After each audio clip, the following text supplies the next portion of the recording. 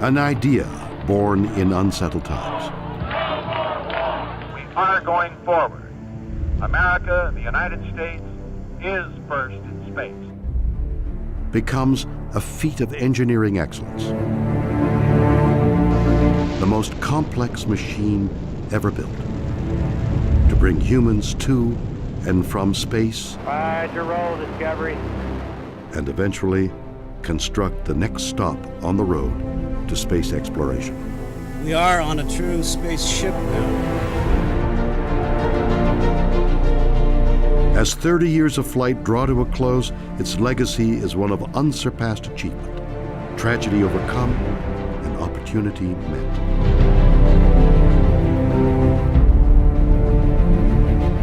NASA Space Shuttle.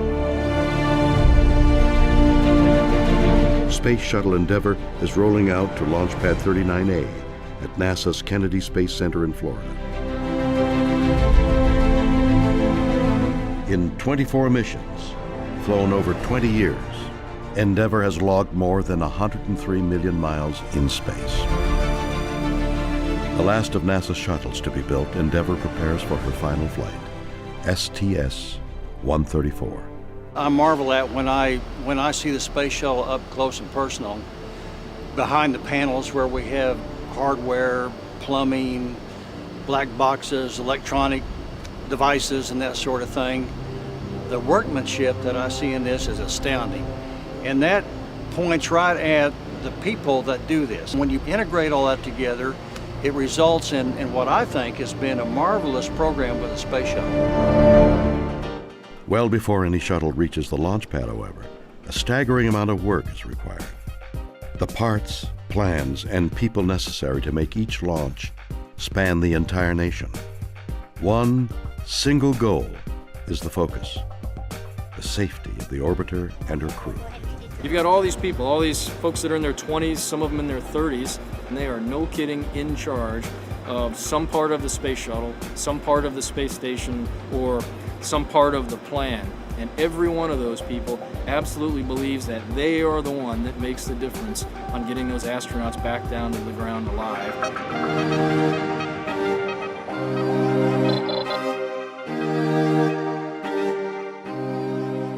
At NASA's Mission Assembly Facility in New Orleans, production begins on the shuttle's external fuel tank. The last of 136 produced here since 1973. Each one 154 feet tall and 27.6 feet around, is capable of handling 535,000 gallons of liquid hydrogen and oxygen, enough to fill 13,375 average household bathtubs. 3 versions of the external tank were created during the program in an effort to reduce the tank's overall weight and allow for heavier shuttle payloads. Around the same time, in Clearfield, Utah, technicians at ATK Launch Systems start work on the shuttle system's solid rocket motors, or boosters. Fire. Together, these SRBs produce nearly 6 million pounds of thrust, about 83% of the thrust needed to push the orbiter into space. The remaining 17% is furnished by the shuttle's 3 main engines, fueled by the external tank. Unlike the orange external tank that is used only once, the boosters detach themselves and parachute into the Atlantic Ocean. They are then retrieved, refurbished, and reused on later missions. The shuttle mission's crew is assigned. Folks on there that are like my brothers and sisters. I mean, we really do get close after a year of training for a flight and having flown in space together. And there's a special bond that comes with that. Right up until launch, a shuttle crew will train in a variety of critical regimens, some basic, others specific to their mission. Simulators, safety and contingency, science experiments, and underwater in the world's largest indoor pool. STS-134 astronauts floating in actual spacesuits trained to work during extravehicular activities, or EVAs. The Neutral Buoyancy Lab, or NBL, at NASA's Johnson Space Center in Houston is the best simulation of microgravity on Earth, and ideal for practicing spacewalks. One of the most amazing facilities that we work in is the NBL, the Neutral Buoyancy Lab, and the divers and the guys who help us run the robotic arm are all there to ensure that our spacewalks are flawless. Their efforts in that pool have helped us and made us able to have this program. Every step of a spacewalk, every step of EVA is so critical, and even though we see it every day, that one little safety tether could be life or death.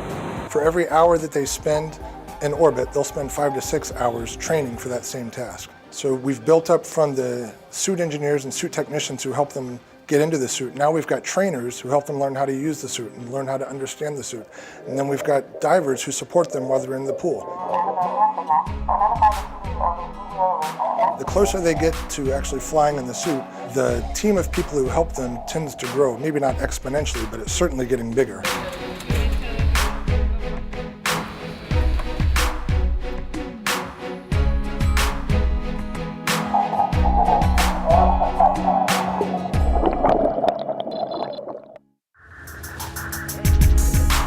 A 12-person crew has kept a week-long vigil, while the barge, carrying the ET, made the 900-mile trek from Louisiana to Florida's central east coast.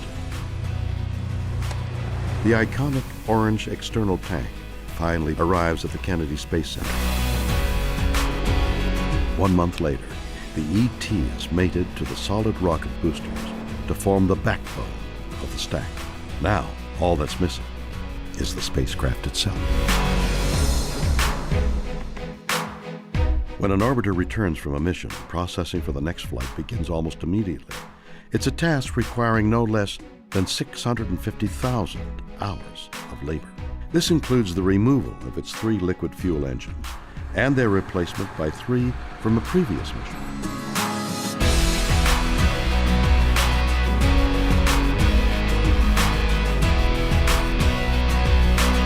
They've been refurbished, inspected, and tested at the Stennis Space Center.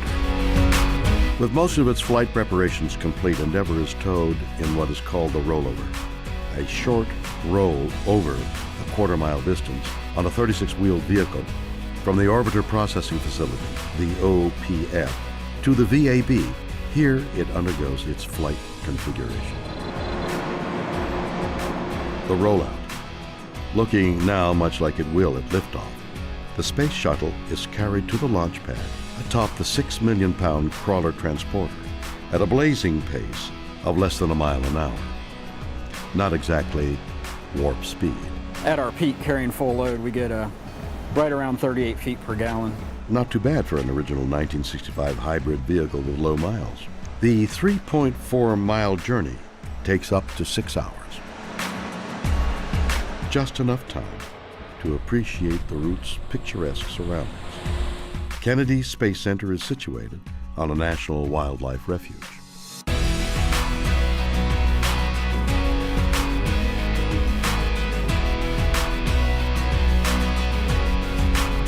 Bald eagles, osprey, and vultures are just a few of the scores of bird species regularly spotted in local skies.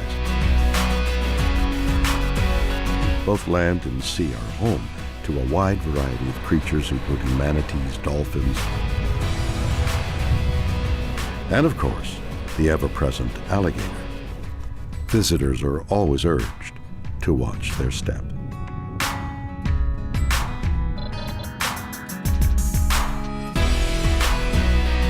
Now on the launch pad, the orbiter is ready to take on its main payload.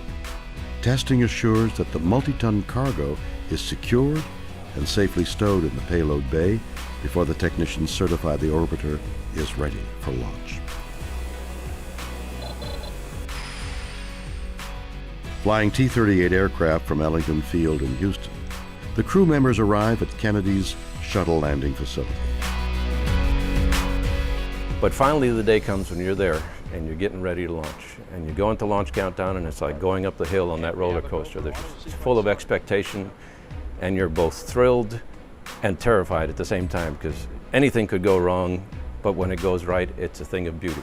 If there are no issues or concerns, technicians begin fueling the external tank with volatile liquid hydrogen and oxygen.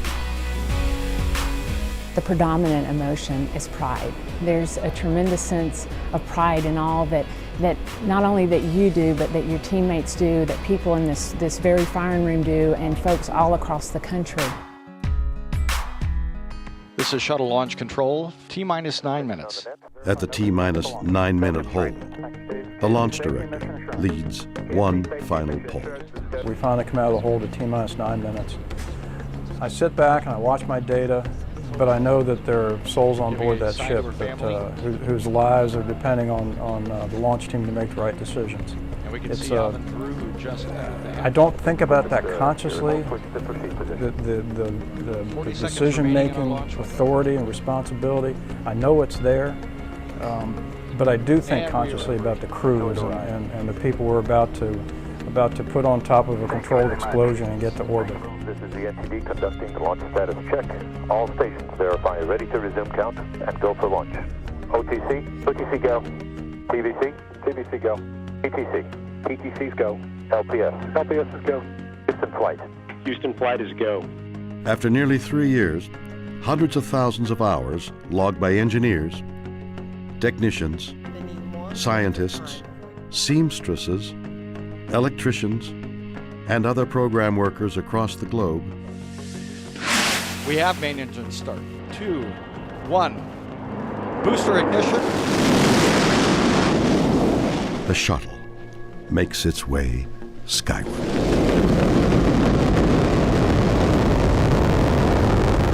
At liftoff, 6.6 million pounds of thrust begin hurtling the vehicle and crew at speeds that'll reach 17,500 miles per hour.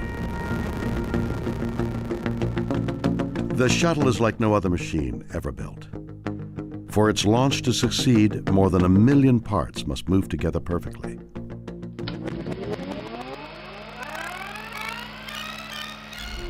How this engineering marvel came to be is an amazing story that begins in the early 1970s. The Vietnam War is divisive and costly. The economy is sliding into recession. And with the race to the moon already won, the Apollo program is canceled. A new mission is sought for NASA to send humans into space. But Mars, for many the next logical step on the path of exploration, is dismissed as too costly, a destination for a country preoccupied with events back on Earth. Instead, on January 5th, 1972, another destination is selected, low Earth orbit. As early as the mid-1960s, NASA had concluded that the technology was available to build and fly a reusable spacecraft. President Nixon really liked the idea and told the NASA administrator, go do it. And the NASA administrator got a call from OMB the next morning, someone there, and said, hey, what the president really meant to say was, you're going to get this much money, and so do as best you can with the space transportation system. And our choice, logically, was you have to have a vehicle first, and so that was the birth of the Space Shuttle as the first in the 3-part space transportation system. Many designs were considered. Often, they combined the best features of different concepts. At that time, they were looking at having jet engines on the shuttle for landing and for transporting it across the country. The idea of the lifting bodies was to bring astronauts home to a conventional runway landing. Previously, all of our spacecraft, which were capsules, came down in the ocean. Someone came up with the idea of a vehicle that could land like an airplane. The key thing was to understand aerodynamic stability across the hypersonic, supersonic, subsonic, and landing speed type of environments that a single vehicle has to fly safely. That was the key thing that was learned from those, and you'll see it reflected in the shape of the space shuttle. One was the use of a lifting body, an aircraft with no conventional wings. Only its fuselage would keep the aircraft airborne and guide it safely back to Earth. They were known as the flying bathtubs. For the first test, the M2F1 was towed behind a car, a souped-up Pontiac. Whitey Whitesides drove that Pontiac across the lake bed at about 120 miles per hour, dragging this flying bathtub behind it. As well as groundbreaking, their tests could also prove ground shaking.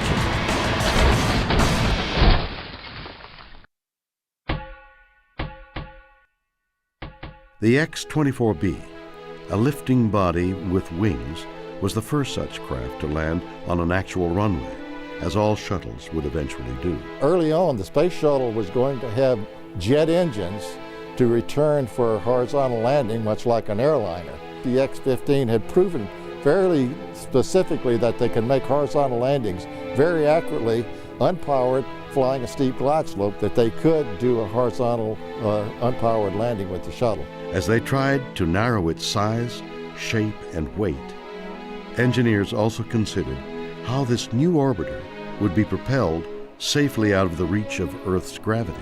At the Marshall Space Flight Center in Huntsville, home of the rockets that had sent every Mercury, Gemini, and Apollo astronaut into space, All engine running.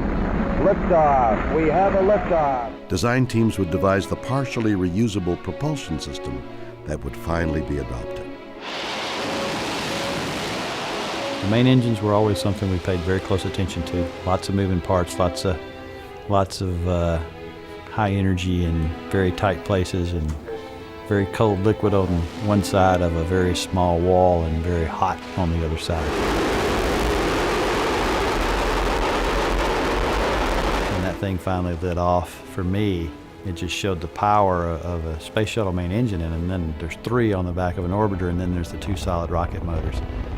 That was probably the spark that got me so interested in the space shuttle program in general, and what it took to actually get 1 engine to light, much less 3 and 2 boosters to take the shuttle to orbit. As for the orbiter, spiraling costs forced NASA to abandon equipping it with its own jet engines and escape pod. Originally, it was going to be an air-breathing airplane that would fly to space as a rocket and then come back to Earth. The orbital maneuvering system pods that sit on the back now were to be where deployable air-breathing engines would come out, and it would be able to fly from its intended point of landing to another place if the weather were bad or something like that. NASA's new shuttle would essentially glide its way back to Earth. Producing the components of this new space transportation system fell to familiar names in the space industry. Prime contractor Rockwell North American, now Boeing, had built the Apollo Command Service Module. Morton Thiokol, now ATK, would build the solid rocket boosters, and Martin Marietta, now Lockheed Martin, would construct the ET. Responsibility for producing the space shuttle's main engines went to Rocketdyne, now Pratt Whitney. There was a lot of teamwork that was going on. It was bringing people from all across the country, from Kennedy, from Johnson, from Marshall. So many people involved that had to work together. Now, at the beginning, there was a lot of anxiety that we weren't going to work together. But when people got to know each other and could trust each other, that's when the work began. It was an amazing vehicle, and in a lot of ways way ahead of its time. To have a reusable spacecraft that could carry such tremendous amounts of cargo to space was unprecedented. September 1976, more than 4.5 years after President Nixon signed off on its development, America's new spacecraft, Constitution, gets its first close-up before the cameras. The orbiter itself was well received by the public, but impassioned fans of a particular long-canceled television series called Star Trek wanted it called something else. They staged a successful write-in campaign, and the orbiter was renamed for the Starship featured on the show. Thus, NASA's new shuttle would be the Enterprise, boldly going as no spacecraft had ever gone before.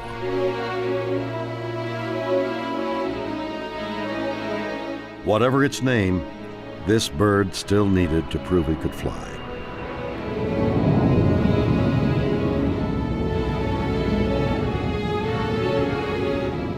In an age before computer simulations, balsa wood models and wind tunnel testing was the only means to test the airliner-sized glider.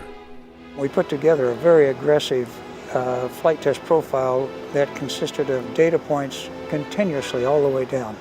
There was not a matter of 10 seconds went by without another either pitch doublet or a rudder kick or an angle of attack sweep. The things that really turn on a test pilot to fly them as accurately as possible. August 12, 1977. On a crystal clear California morning, high above the Mojave Desert, 2 NASA test pilots ready for Enterprise's first flight. The plan was for Fred Hayes, Jr. and Gordon Fullerton to lift the orbiter off a modified 747, then land on a dry lake bed 15,000 feet below. The thing that we were most concerned about was if we were going to be able to get to a launch speed, if Fitz Fulton was going to be able to put the 747 into a slight dive so that we would have enough lift on the Enterprise to, when we did push the separation button, blow the bolts, to lift away from the airplane without hitting Fitz's tail.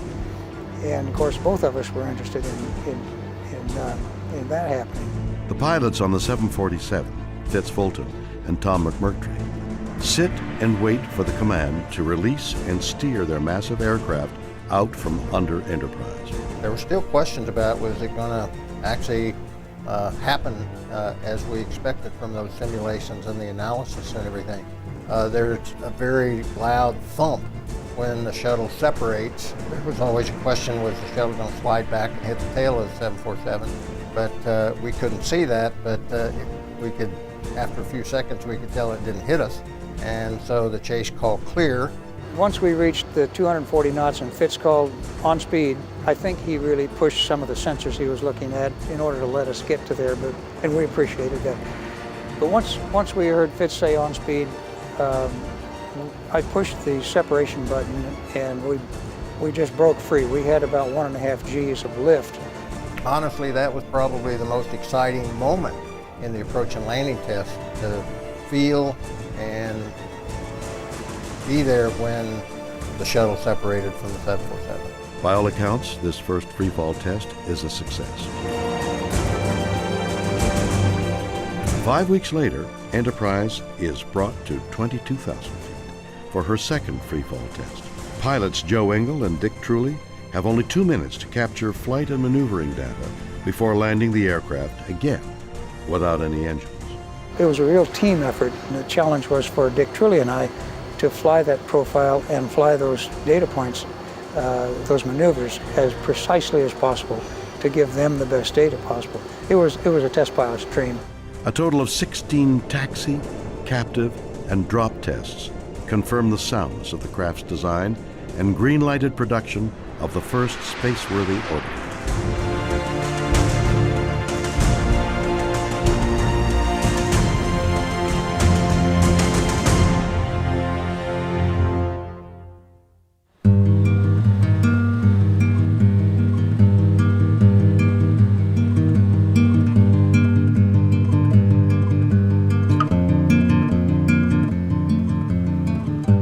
Columbia, NASA's first orbiter, is fittingly named after the first American vessel to circumnavigate the globe. However, Columbia quickly becomes a daunting challenge for NASA. Its complex makeup had engineers struggling constantly to reduce Columbia's weight and simplify construction. Especially frustrating was keeping the orbiter's ceramic tiles attached to its fuselage. More than 25,000 of them fit together to protect Columbia from the searing 3,000-degree heat of re-entry. We were having a lot of problems with the thermal protection system of the tiles. The way we were trying to glue them on, they wouldn't stay on. And we had to come up with a way of making sure that they'd stay on. And we had some really great people that worked that, and that's why it took such a long time. I had hoped it was not going to take that long, since John and I were named as a crew, so we had a lot more time to train than what we'd both initially planned. The requirement was to be able to handle temperatures like 2,500 degrees F that occur on the surface of the TPS, and that's 5 times what your oven is at home that you bake cookies under at max. The other problem is weight, because after all, this is an airplane. So you can't have a metallic system on it that weighs tons. It has to be extremely lightweight. And in fact, the shuttle tiles are about 90% air, and that gives the combination of being able to be temperature resistant and yet at the same time light. Each orbiter has a unique number of protective tiles. Challenger was built with the most, 31,088, while Atlantis has the fewest, a mere 24,177. Over in Palmdale, they had put on their first effort of putting the tiles on to protect the aluminum from the heating they were going to get on reentry. And some of those tiles, when they put them on in the daytime, next morning the tiles were on the hangar floor. And so that was real scary that they could lose some tiles while they were on orbit and really have a problem with the heat coming back on reentry. Columbia had a lot of tiles missing yet, needed quite a bit of work before we could deliver it to the Cape, and we scrounged throughout the city of Lancaster for RTV, which was the material we used to glue the tiles on with. More glue did keep the tiles in place. However, water was literally ripping them apart. It turns out, in the instant we hit rain, the tiles almost exploded. The tiles fabrication process was modified and the problem overcome. Other shuttle design features proved less problematic and more groundbreaking. A computerized digital flight control system, now common in commercial and military aircraft, was developed for the orbiter. In flying the space shuttle, you were so aware that you weren't necessarily talking to the shuttle, you were talking to a computer who in turn was going to talk to the shuttle. Barriers of race and gender were falling everywhere, and America's corps of shuttle astronauts would become more reflective of the nation it served. There's been a lot that the shuttle era has done to bring space flight into the domain of the average person. We know it's not just crew-cut white test pilots anymore. It's essentially the United Nations that flies on the space shuttles. It's people of every description that look very much like the rest of us. The astronaut selection process reflected a changing nation and a changing NASA. At the time, all the astronauts were military test pilots and there were no females, so it was kind of like one of those dreams that you hope will happen someday, but you didn't really think would. The NASA astronaut class of 1978, the largest in the agency's history, came from all walks of American life: physicists, meteorologists, fighter pilots, scientists, and for the first time, women and African Americans. When I came into the astronaut program in '78, there were 3 African Americans that came in at the same time, and it was the first time that NASA had hired African Americans. We had Fred Gregory, who was a test pilot, and then Ron McNair, who was a mission specialist, and I came in as a mission specialist. So all 3 of us were excited about flying in space, and we all 3 of us recognized that we were really going to open up the envelope for other African Americans to fly in space. While the new class of NASA astronauts trained for subsequent shuttle flights, Columbia was undergoing preparations for the program's maiden voyage, STS-1.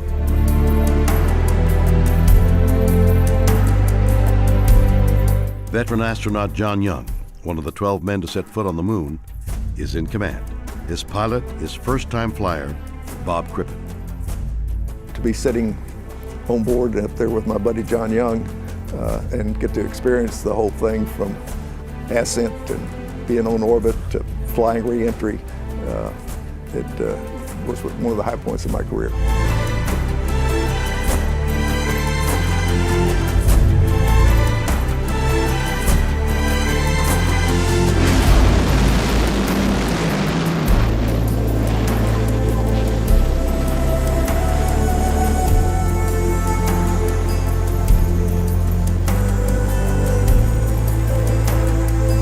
Together they would travel over 1 million miles and circle the Earth 36 times.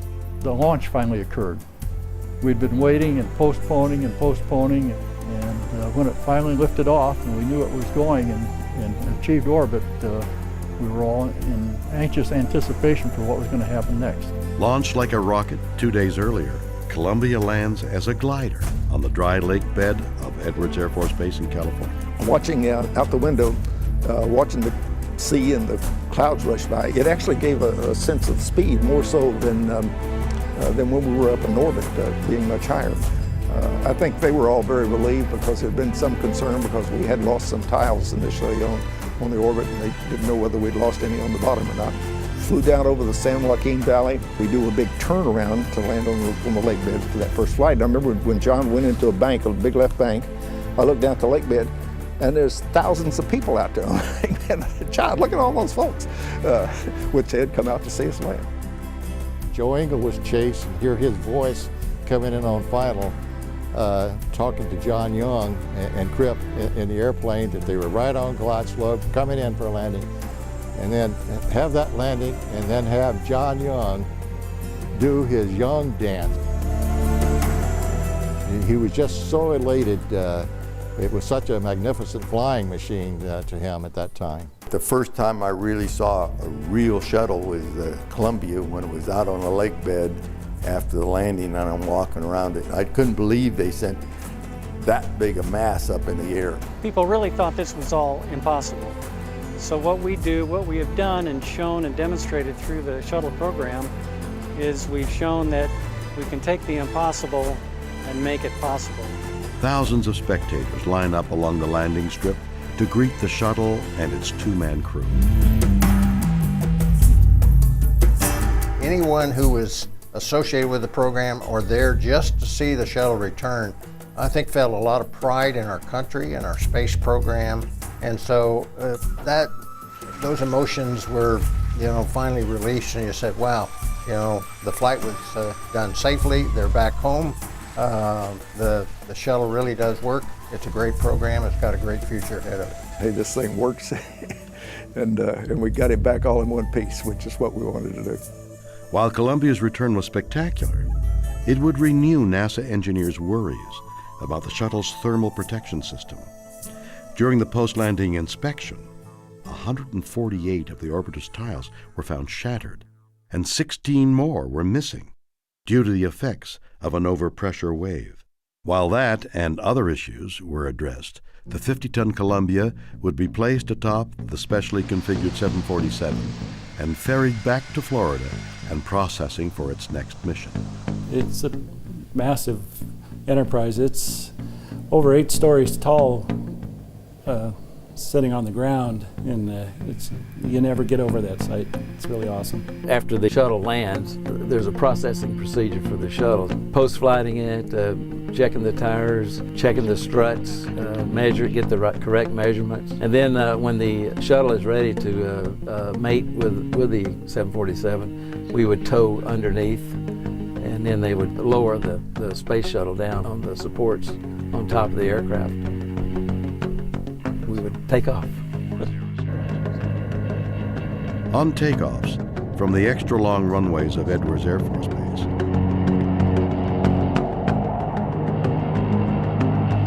the shuttle carrier aircraft's crew of 4 would soon grow accustomed to the smell of burning rubber. That's the intense heat generated by their plane's spinning tires as they carried 2 massive aircraft at more than 100 miles an hour.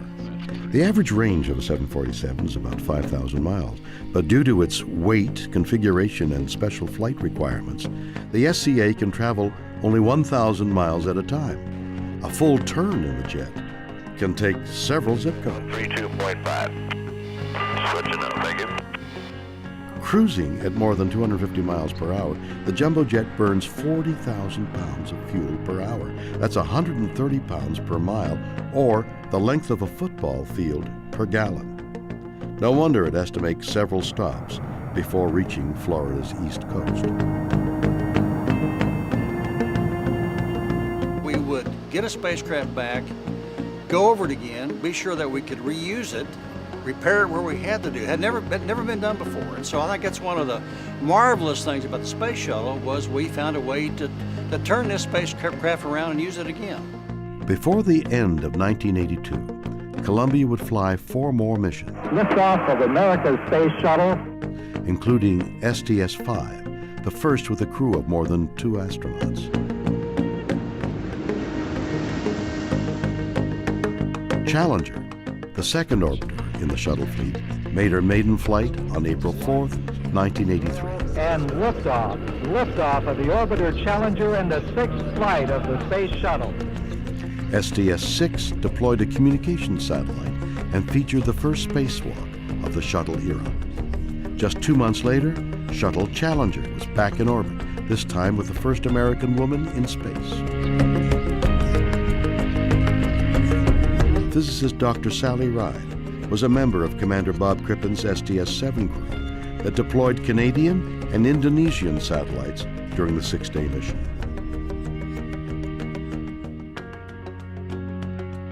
Challenger was ready for flight in less than 2 months, another massive first. Shuttling the first African American to space, and Air Force combat pilot Guy Bluford.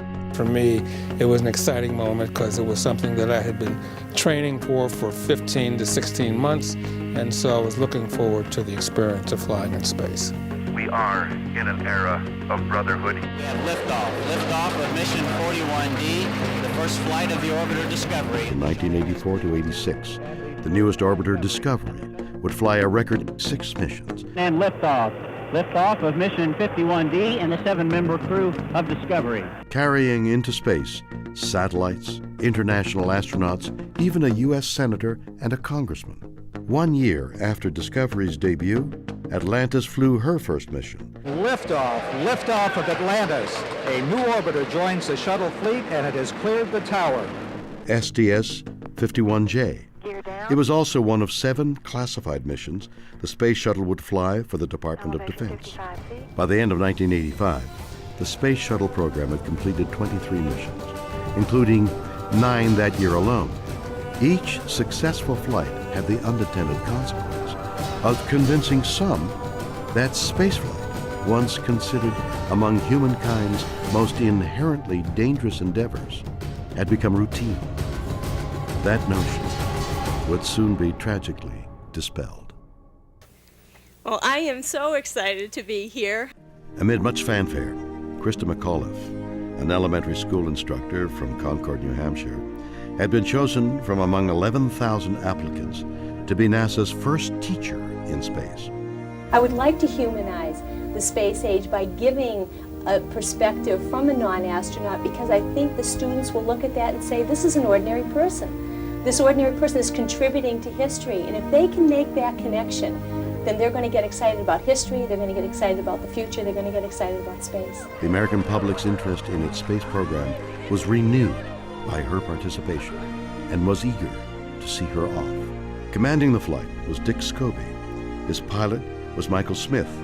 Serving as Challenger's mission specialists are Judy Resnick, Ellison Onizuka, and Ron McNair.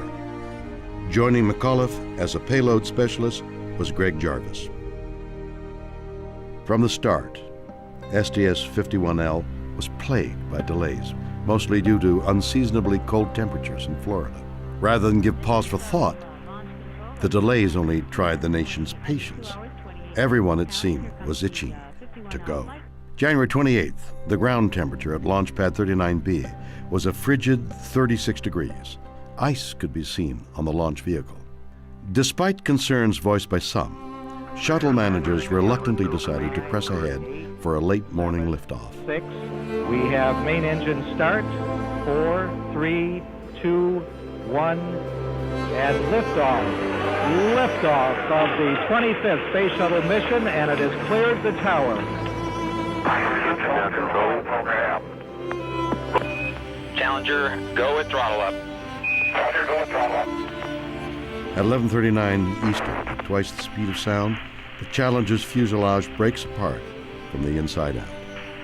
America's space program suffers its first fatalities in flight. God, no. All 7 Challenger crew members perish. Okay, everybody, stay off the telephones. Make sure you maintain all your data. Start pulling it together. We come together today to mourn the loss of 7 brave Americans, to share the grief that we all feel, and perhaps in that sharing to find the strength to bear our sorrow and the courage to look for the seeds of hope. The investigation, headed by former Secretary of State William Rogers, would fault a solid rocket booster O-ring, rendered defective by the bitter cold. But the Commission's findings also addressed the human factor, the role played by shuttle program managers in sending Challenger aloft that day. The shuttle program came to a halt. It took more than 2.5 years of arduous engineering analysis and painful soul searching before a retooled and reborn shuttle would return to flight. Challenger was tough because it not only represented a breakdown in communications, but it represented everything that's wrong or wrong about an agency like we are, where segments of the agency weren't talking to each other and didn't know everything that we should know. We thought we knew where all the risks were and had them pretty well contained. The solid rocket boosters that caused the accident, obviously there was something that had slipped through. So we went back throughout the complete vehicle, all the systems, and did a complete review and trying to find any other things that we may have missed that may be lurking there. When things are really starting to look smooth and you're starting to get maybe overconfident in a way, then it's time for you to step back, think about what you're doing, go back and look, do some additional testing, and see if there's something that you really hadn't anticipated that is going on with your system. During a lot of that time, we got a lot of criticism that maybe the agency had lost its edge. There were folks inside the agency that started losing their confidence, thinking maybe we can't do this anymore. 2.5 years later, when we flew and then landed that flight, it showed that no, we really can overcome really, really large problems, really tough technical problems today, just like we could 10 years ago, 20 years ago, or 50 years ago. That was an important milestone. Liftoff. Americans return to space as Discovery clears the tower. On September 29, 1988, 975 days after the loss of Challenger and her crew, the orbiter Discovery returned 6 veteran astronauts to space to deploy a tracking and data relay satellite important to a number of NASA missions. STS-26 proved a comeback milestone for the Space Shuttle and initiated a tradition that survives with the program today. During the flight, we had roses show up in the Mission Control Center. 6 roses, 5 red, 1 white. And there was a card attached to it, and it simply said, "Congratulations, return to flight, we wish you well." And it was signed Mark, Terry, and Mackenzie Shelton. Didn't know who they were, but after the flight, we through the Foro company, we tracked them down so we could send them some pictures and something to thank them for sending the roses to Mission Control. So the next flight, roses show up again. And again, it's 5 roses for the members of the crew and 1 rose for those who have lost their lives in this endeavor. And so this family, they have become part of our family, and they haven't missed a flight since. Every flight since that time and to date, and I suspect they're going to go right with us to the end of the shuttle program. STS-26 ended on October 3, 1988, at Edwards Air Force Base, California, Standing by for nose gear and touchdown. with Discovery's safe landing on runway 17. The triumphant crew was greeted warmly by Vice President George Bush on behalf of a proud and grateful nation. There's something special about a return to flight that makes you have some trepidation because it's still fresh in your mind that you're frail and you can make mistakes and you're human. In the spring of 1990, the $1.5 billion Hubble Space Telescope was loaded into Space Shuttle Discovery's payload bay, and on April 24th was sent aloft to be deployed to Earth orbit on STS-31. Capcom, we have a go for release. Discovery, go for Hubble release. Okay, we have a go for release. As envisioned, Hubble would return never-before-seen images detailing our universe as it was millions upon millions of years before.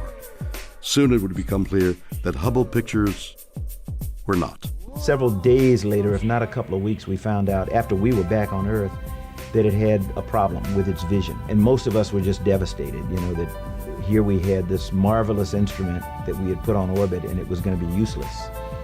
It turned out that it wasn't useless at all because even with its flaw, it was still a much better telescope than anything that we had, on Earth. A shuttle mission dedicated to the telescope's repair was planned.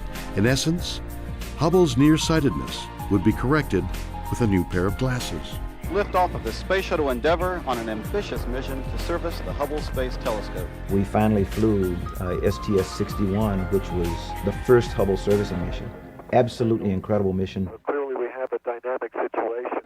You cannot take the 84-inch mirror out of the telescope. It's part of structure, too big, it's there. So by putting in one box called CoStar, we're able to correct the aberrated light for 5 other instruments. Of all the space shuttle missions we've flown, it was without a doubt the most ambitious flight, but the one that I think demonstrated NASA's can-do attitude, its technological skill, its technical capability, and the spirit of its people. 2 teams of astronauts made a record 5 back-to-back spacewalks to refurbish Hubble and realize her potential to awe and astound.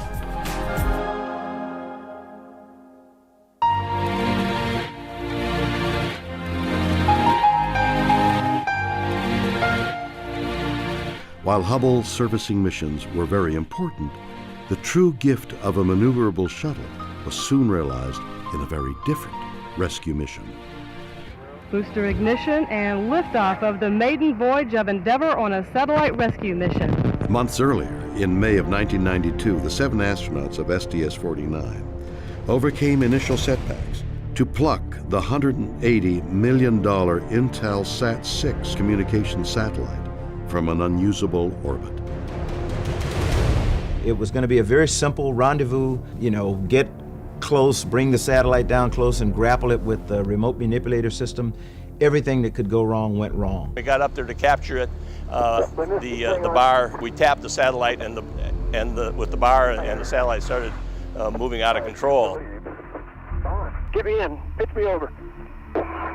Into the arm. Watch the end of the arm. That's the singularity again. You're going to have to get out of there. It can be very difficult catching something like a tumbling satellite in space. The slightest touch or mistouch by the astronaut with the equipment, and you can send that satellite tumbling. Yeah, make sure that when you want me to yaw right, you say yaw right. Okay. Any other time right is just right. Yeah, that's what I'm doing. Better move. We're moving. And so it was very touch and go on that mission, actually. Commander Dan Brandenstein and pilot Kevin Chilton are preparing for the upcoming terminal initiate burn. After several days of failed attempts with Endeavour's remote arm, Commander Dan Brandenstein literally tries a new approach. Yeah, real easy, guys, real easy. Don't bring us any closer, Dan. Okay, I'm stopping it.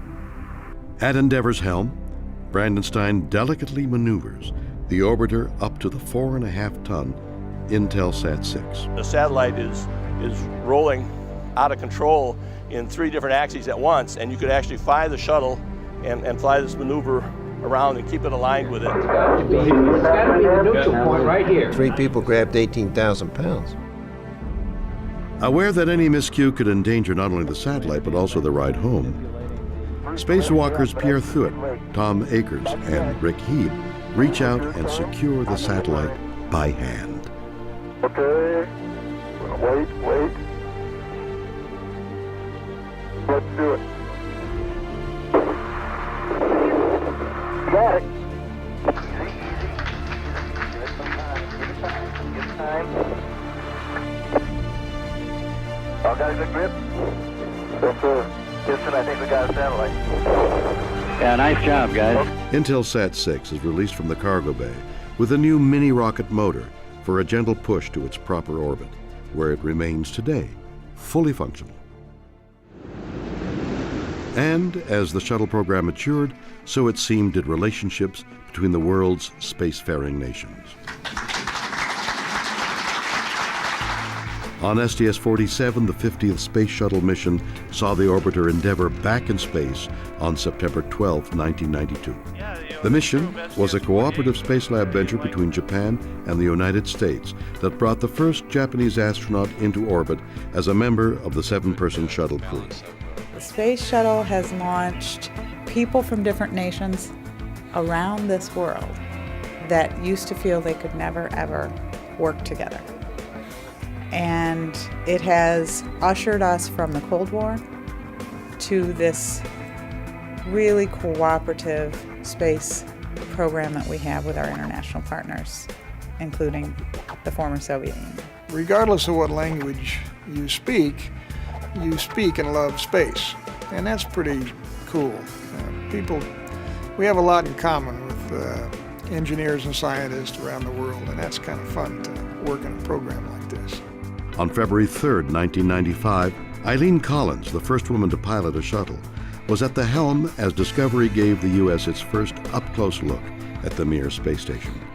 Collins flew the shuttle through a series of intricate maneuvers, approaching within 37 feet of the Russian spacecraft, and later performing a fly-around by hand. And liftoff of the Space Shuttle Atlantis on a mission that will herald a new day of international cooperation in space. 4 months later, on June 27, 1995, Shuttle Atlantis would lift off from the Kennedy Space Center to begin STS-71, the U.S. space program's 100th human space mission. It would take 2 more days before Atlantis caught up with and performed the first shuttle docking with the Mir space station. Houston, Atlantis, we have captured.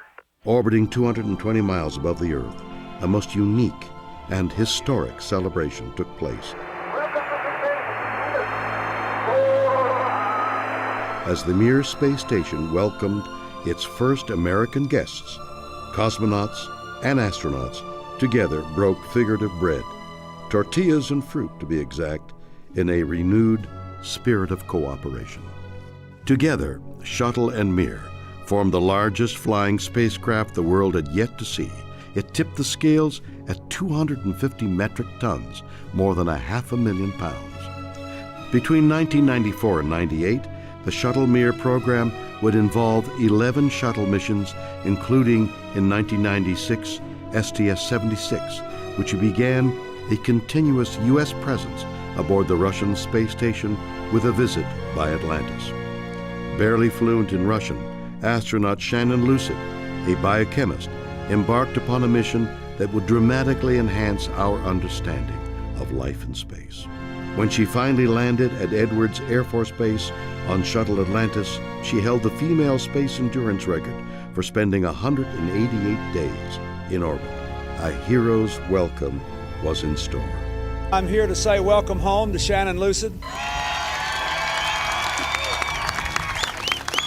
By the time Shuttle Mir ended with STS-91, 7 American astronauts had completed extended stays aboard the Russian space station. Tatiana Mativa, who I became very good friends with, and I remember us sitting in Red Square having dinner together with a full moon, and remembering when I was a child all those parades, those May Day parades with the tanks going by, and here we were sitting there having a nice dinner under the full moon and with a lot of friendship. So it just goes to show how space can unite people, and that's I think one of the biggest benefits. 8 cosmonauts had flown to Mir on the U.S. Shuttle, and NASA astronaut Norm Thagard had become the first American to fly there or anywhere aboard a Soyuz spacecraft.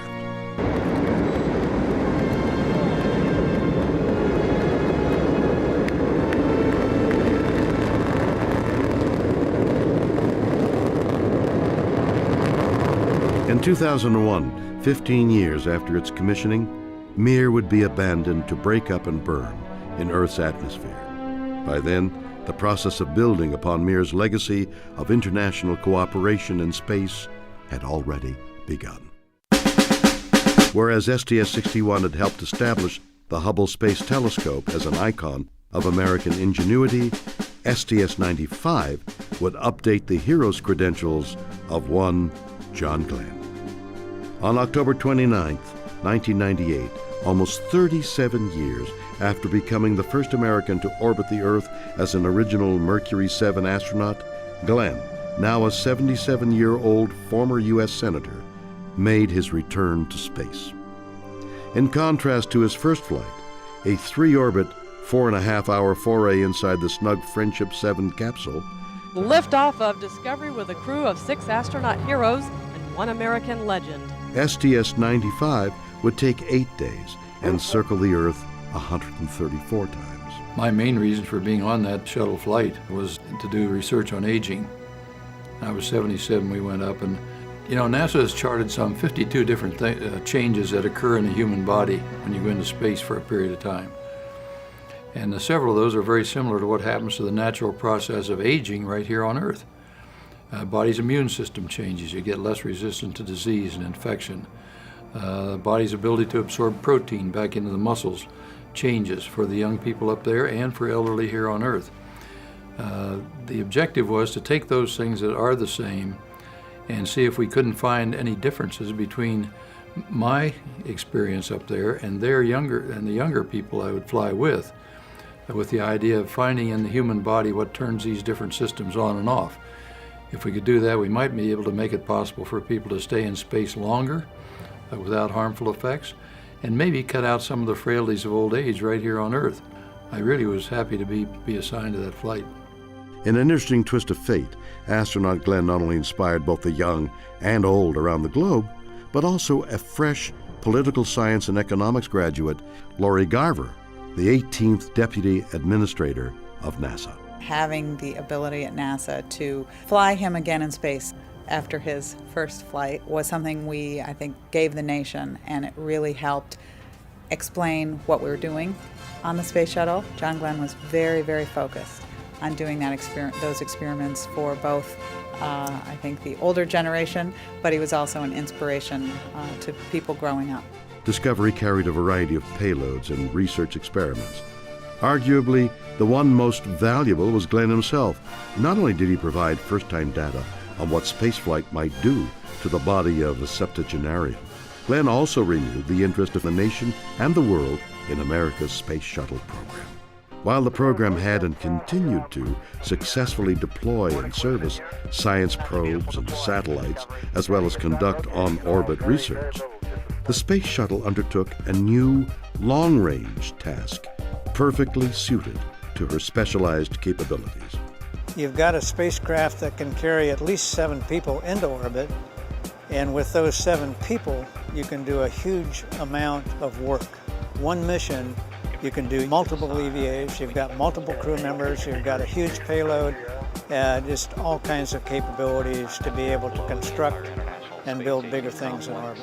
Less than 2 weeks after Glenn's return to Earth, a Russian Proton rocket departs the Baikonur Cosmodrome in Kazakhstan, carrying the Zarya module, the first component of the new International Space Station. Liftoff of the Proton rocket and the Zarya control module. The International Space Station is underway. 2 weeks after that, Space Shuttle Endeavour follows up with delivery of America's Unity module, the second piece of this largest space station puzzle ever to be constructed. Houston Endeavour, we have capture of Zarya.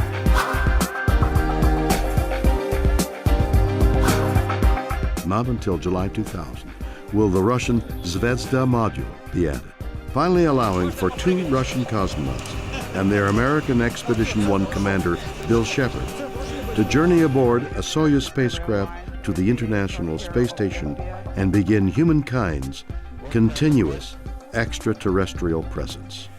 Across the world, people are very, very interested in and delighted by the International Space Station and the science that has taken place there. Since only an orbiter's payload bay could hold the station's largest components, the multi-year, multi-mission building, outfitting, and servicing of the ISS with cargo and crew would become primarily a job for the shuttle. Amid these dynamic station-building missions, one seemingly simple and relatively uncomplicated flight would prove problematic and threaten the very future of America's human spaceflight program.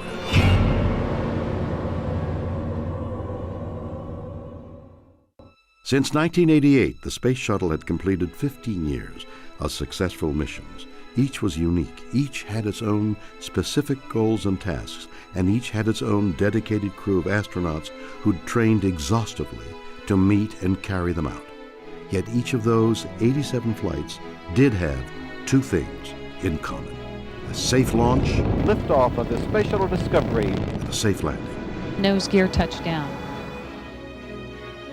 From the start, STS-107 seemed to be a mission out of sorts. By the time Columbia was finally ready to fly on January 16, 2003, its planned 16-day mission had been delayed no fewer than 18 times. All those delays had ultimately positioned the STS-107 as a sort of black sheep on the Space Shuttle program's launch schedule. Columbia's crew commander Rick Husband, pilot Willie McCool, and mission specialists Michael Anderson, Kalpna Chawla, Dave Brown, Laurel Clark, and Israeli astronaut Ilan Ramon would not go to the International Space Station. Their flight would require nothing more risky than orbiting the Earth. Booster ignition and liftoff of Space Shuttle Columbia with a multitude of national and international space research experiments. 82 seconds after launch, what was later described as a suitcase-sized chunk of frozen foam insulation breaks off Columbia's external tank and strikes the leading edge of the orbiter's left wing. Roger, roll, Columbia. A routine same-day video review of the launch would reveal nothing unusual. However, higher resolution tracking camera film processed overnight and reviewed on flight day 2 by the mission's ascent team showed otherwise.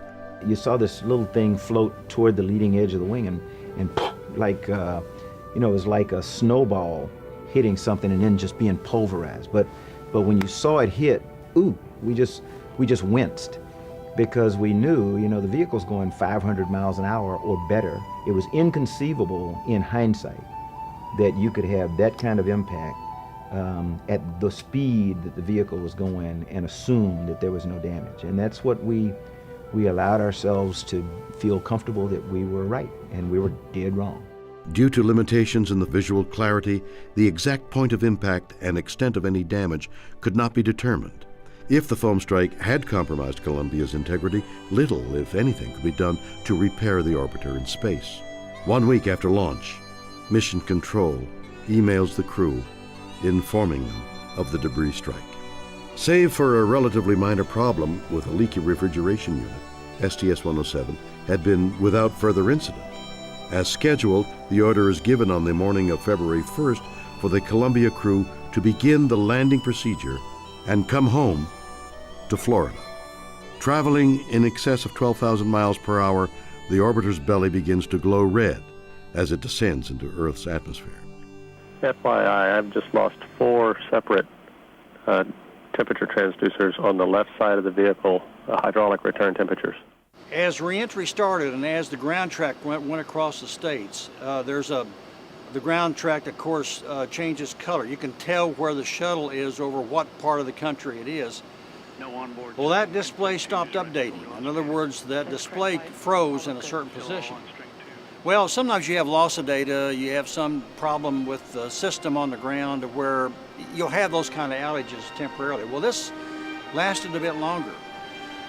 Then the call went up to the crew. A call went up and no response. Well, I don't know, I just began to feel uneasy. Columbia, Houston, UHF comm check.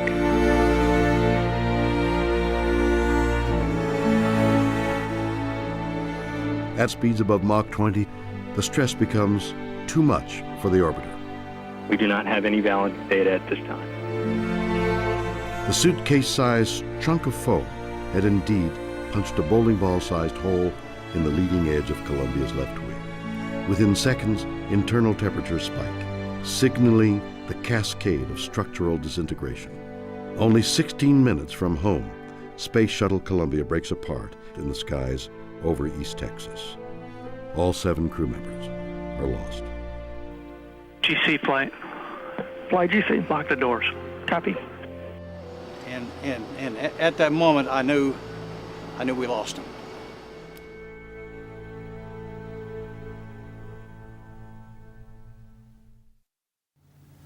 The grief is heavy. Our nation shares in your sorrow and in your pride. And today we remember not only one moment of tragedy, but 7 lives of great purpose and achievement.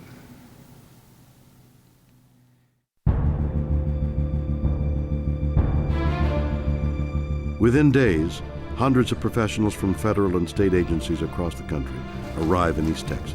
They are joined by local volunteers to help NASA recover and catalog debris from Columbia in the hopes of, literally, piecing together an answer to the accident's cause. This is one of the many obstacles investigators are up against. It was really heartwarming and very emotional for me to see all of these people from around the country come in to the piney woods of East Texas and spend days and weeks there marching out through the woods looking for bits and pieces of the orbiter and so forth. If anybody ever wonders about the strength of the backbone of this country, then they ought to have the privilege, like I do, to meet these people who have come here to do this. It shows you the fabric of what this country is made of. Determined to return to flight, stronger and safer, the grounded shuttle program had taken a fresh look at itself. During my watch, we lost the Columbia crew, and clearly as a flight director back in Challenger, we lost that crew. I think about those every day. Every day I come to work. I need to be very vigilant. I need to pay attention, and I need the people that work for us in this business to pay attention to what they're doing, because this is hard stuff that we do. It's very dangerous. We have not figured out a way to do a beam me up Scotty. Right now it takes a lot of hydrocarbons moving at very high speeds through fuel pumps at very high temperatures, high pressures to get into space, and it takes a tremendous amount of effort to get out of space back in the atmosphere and get home.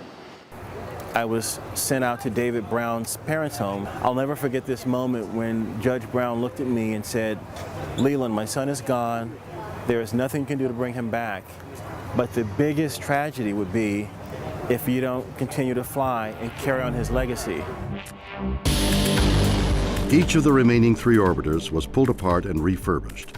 New capabilities were devised for the crew and mission controllers to assess and repair damage while on orbit. Processes and procedures were also re-examined and reinvigorated. Crew safety would never again be taken for granted. Nearly 2.5 years would pass before the nation would see another orbiter poised for launch from the Kennedy Space Center. By the time that we fly the flight, it's something that it feels like we have flown many times. So if things don't go well, it becomes very, very natural for us to know at certain points during the mission, if this doesn't go well or if this significant system breaks or we have this type of emergency, what's the most important thing we need to do now, because we've been rehearsing it. And it makes it look really easy.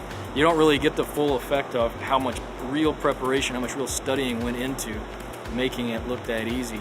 Of all the changes accompanying the shuttle's return to flight, none was more significant than the one announced in early 2004 at NASA headquarters by President Bush. Our first goal is to complete the International Space Station by 2010. We will finish what we have started. We will meet our obligations to our 15 international partners on this project. The shuttle's chief purpose over the next several years will be to help finish assembly of the International Space Station. In 2010, the Space Shuttle, after nearly 30 years of duty, will be retired from service. Even though each shuttle was designed to fly 100 missions, the Columbia Accident Investigation Board called the shuttle an aging spacecraft, with the odds of losing another orbiter and crew increasing with each subsequent flight. NASA's human spaceflight program was faced with several basic challenges, including coming up with a successor to the shuttle fleet. However, with an impending cancellation of the shuttle program looming, shuttle managers recommitted themselves to the paramount task of safely completing the International Space Station. It would become the program's mantra, to be repeated over and over again, not only to the media but also for every worker in the shuttle program. No launch schedule was too tight and no mission too important to be rushed. We ought to treat every flight, in a sense, as a return to flight. This is truly a test program. We go back, we make sure everything is right, we double check, and then we go commit in a flight readiness review that we're actually ready to go fly. On July 26, 2005, Discovery gets the shuttle program flying again. This is Shuttle launch control at T-minus 3 hours as our pilot, flight engineer. We're now into the suit-up room.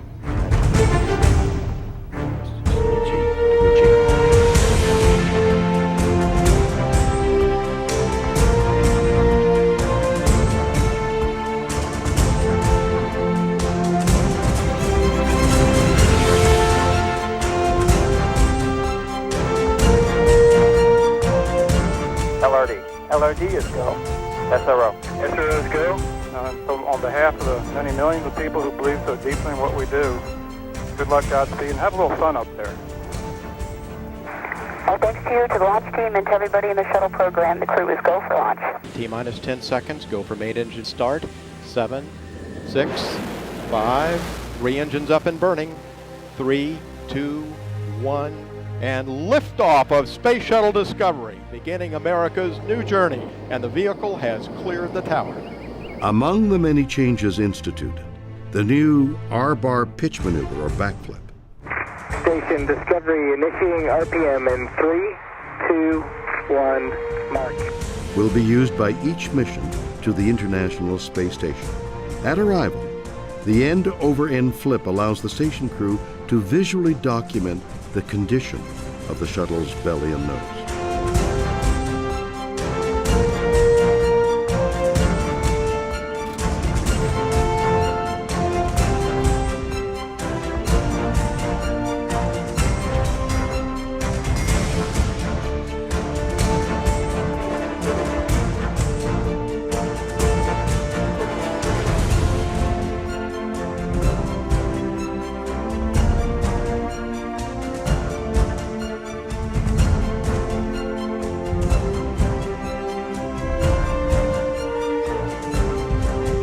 Discovery and the STS-114 crew safely began the final phase of the shuttle program's historic journey with a smooth pre-dawn landing on August 9, 2005 at the Edwards Air Force Base, California. Stevie Ray, Soichi, Andy, Vegas, Charlie, Wendy, and Eileen, welcome home, friends. With this practically rebuilt space transportation system, each remaining shuttle mission would be safer than the one before, and its final flight, the safest. It's almost like we've had kind of 3 different space shuttle programs. First 10 years, we're off learning how to fly the thing, deploying satellites and flying laboratories in the back. Next 10 years, we're doing more of that, and we're going out on more and more spacewalks, and we fly up to the Mir space station. And in the last 10 years, we use it to build about a 1 million-pound space station in orbit, which wouldn't have been possible without Shuttle. It's a heck of a machine. When you look at the Hubble Space Telescope, that would not have been possible without Shuttle, and you look at the International Space Station, which certainly would not have been possible without Shuttle. Every launch is an emotional experience. Watching what this nation has done, what NASA has done with the NASA contractor team, it's awesome. It's wonderful. We didn't spend a dime in space. Not one single penny has been spent in space. Every single penny that went into the space shuttle program over its 30-plus years was spent right here on Earth.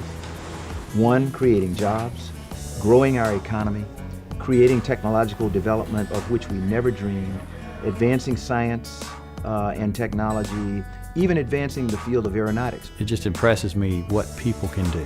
What people can do. It's a big machine, it's a nice machine, it's a fantastic engineering marvel in my opinion, the whole space shuttle. But what's the real marvel is the people behind it that make it go. Having a space shuttle enabled us to be able to complete our science and do some really great things to advance the area of metallurgy. Without the space shuttle, an experiment like this one could not have been conducted. The shuttle is very important for us to learn and be able to conduct long period experiments. Out of the 50 states, 48 of them have vendors that provide parts or equipment to the space shuttle program. So it's a vast cross-section of America that makes the American space program what it is. Change is inevitable. As much as people don't like change, it's the only thing that's constant in our lives. And we have to change, we have to transition from shuttle to a new future, which we're going to define, which can be even better. A future that allows us to explore beyond our home planet, to seek our destiny, to learn what we couldn't possibly learn if we were stuck in low Earth orbit.